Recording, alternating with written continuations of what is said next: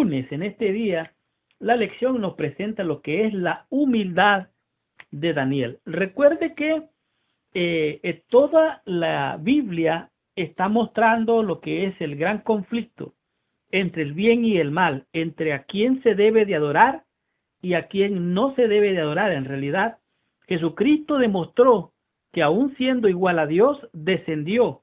Él mostró humildad y descendió hasta lo sumo, dice la Escritura. Y en este día la lección nos muestra claramente lo que es la humildad del profeta Daniel.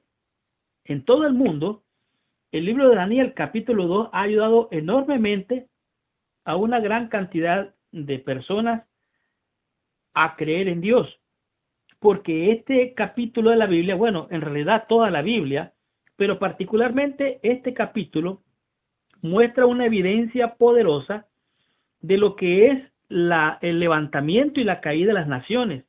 Muestra la historia. Nosotros como adventistas creemos que la profecía es historicista. Historicista quiere decir que la Biblia describe la historia y la historia se cumple de acuerdo a lo que la Biblia dice. Hay otro tipo de enfoque profético que es futurista, que tiene que ver con las cosas del futuro. Y otro enfoque de la escritura también que es profecía, que es preterista, en otras palabras, que todavía no se ha cumplido. Pero en el libro de Daniel nos encontramos este capítulo que proporciona grandes pruebas indubitables de la realidad de Dios. En realidad, esto aquí analiza lo que es todo el surgimiento de las naciones en Europa y cómo esto hasta la fecha realmente se mantiene como la Biblia así lo describe. En el libro de Daniel describe de manera decidida y abierta cómo Dios revela ciertamente el futuro. Si usted lee detenidamente el capítulo 2 de Daniel, se va a encontrar que el rey tuvo realmente sueños que perturbaron su mente.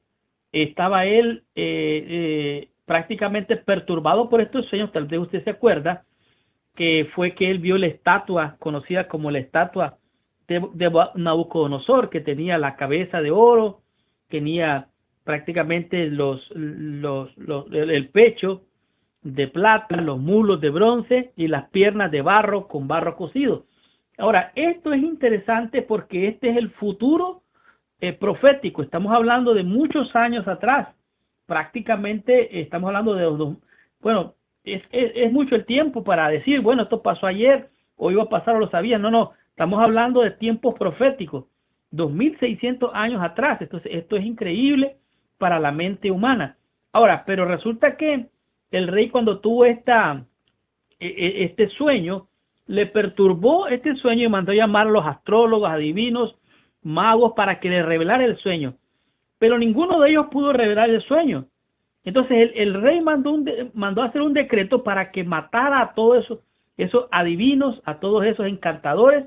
El versículo 13 dice: publicó un edicto que los sabios fuesen llevados a la muerte, y buscaron a Daniel y a sus compañeros para matarlo. O sea, Daniel y sus compañeros estaban supuestos a ser en el grupo de los que tenían que ser muertos por ser parte de los que daban revelación.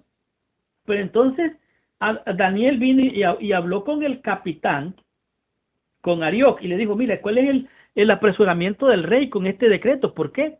Entonces dijo: bueno, lo que pasa es que sucedió esto y esto y nadie pudo adivinar. Entonces Daniel sabiamente pidió tiempo para él tuviera revelación de Dios y le dijo: mira, dame tiempo, déjame ver para que podamos hablar con el rey. Y entonces Daniel pidió tiempo, en el versículo 16 lo dice, y entonces Daniel se le dio tiempo para que él pudiera meditar en este asunto. Ahora, me impresiona grandemente que Daniel mandó a orar a todos los de su casa y también a sus amigos. Se pusieron a orar para que Dios le diera revelación. Ahora, en realidad Daniel llega a la conclusión de la bendición de Dios. El versículo 20 dice: y Daniel habló y dijo: sea bendito el nombre de Dios de los siglos, por los suyos son el poder y la sabiduría.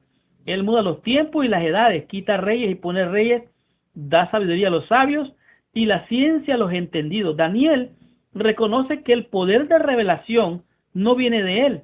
Ahora, versículo 30 Dice, y a mí me ha sido revelado este misterio, porque en mí, no porque en mí hay más sabiduría que en todos los vivientes, sino para que se dé a conocer al rey la interpretación y para que entienda los pensamientos de su corazón.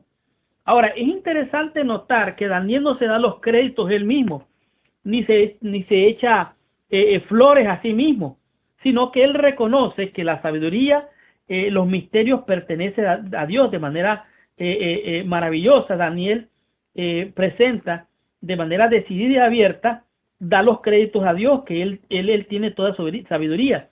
Daniel no se jacta del reconocimiento que le da el rey. Tampoco él viene y hace minimizar a los adivinos y encantadores. No, no, no. Él le da la honra y la gloria a Dios y también da a conocer que es la revelación de Dios y que todo depende de Dios. Posteriormente Daniel se le reconoció, le recomendó al rey. Dice que ninguno de los sabios o encantadores o magos profesionales demostró capacidad para relatarle al rey lo que iba a acontecer.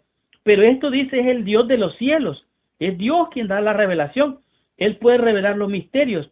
De este modo Daniel se mantuvo humilde, dependiendo de Dios. Daniel fue un testigo poderoso, aunque estaba cautivo allí y servía en Babilonia. Nosotros podemos ver ahora claramente que Daniel realmente se mantuvo humilde y nosotros deberíamos mantenernos humildes, porque así como Daniel recibió revelación de aquel entonces de los asuntos proféticos, nosotros hemos recibido revelación que todo depende de nuestro Señor Jesucristo. A Él sea la honra, la gloria, el poder, la majestad. Tenemos, dice aquí, hay algo que deberíamos de mantenernos humildes en el conocimiento de lo que Jesús hizo en la cruz por todos nosotros. De tal manera que hay sabiduría, porque Dios da honra y gloria a los humildes y resiste a los sabios, a los soberbios. De tal manera que en el libro de Daniel, en el capítulo 2, del versículo 40 al 43, vemos una vislumbre de todos los asuntos proféticos. Dice así, y el cuarto reino será fuerte como el hierro, y como el hierro desmenuza y rompe todas las cosas, desmenuzará y quebrantará todo. Y lo que viste de los pies y de los dedos, en parte de barro de alfarero y en parte de hierro, será un reino dividido, mas habrá en él algo de fuerza del hierro, así como viste el hierro mezclado con el barro cocido. Y por ser los dedos de los pies en parte de barro y en parte de barro cocido, el reino será parte fuerte y en parte frágil. De tal manera, dice aquí, así como viste el hierro mezclado con el barro, se mezclarán por medio de alianzas humanas, pero no se unirán el uno con el otro, como el hierro no se mezcla con el barro. La historia registra que los reinos de Europa han tratado de unirse por alianzas humanas, casándose unos con otros para mantenerlos, pero se han mantenido divididos. Nadie ha logrado tener una unidad en esos reinos. De tal manera que aquí se revela claramente que Dios da honra y gloria a los humildes y resiste a los soberbios. Y el testimonio de Daniel es un claro ejemplo de la importancia de mantenernos humildes ante la majestad divina y no caer en la arrogancia o en la prepotencia como han caído otros, y asimismo han caído en el error, como vamos a ver un poco más adelante. Estudiemos la lección en el día martes y descubramos qué nos enseña la lección con el tema que es la estatua de oro. Estudiemos la lección, recibamos nuestra bendición.